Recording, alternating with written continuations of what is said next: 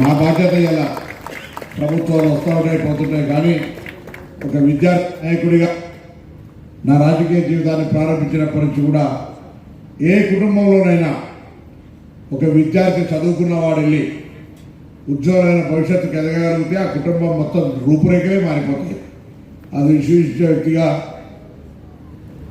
పూర్తిగా నమ్మే వ్యక్తిగా విద్యకు సంబంధించిన అత్యంత ప్రాధాన్యత ఇస్తాం.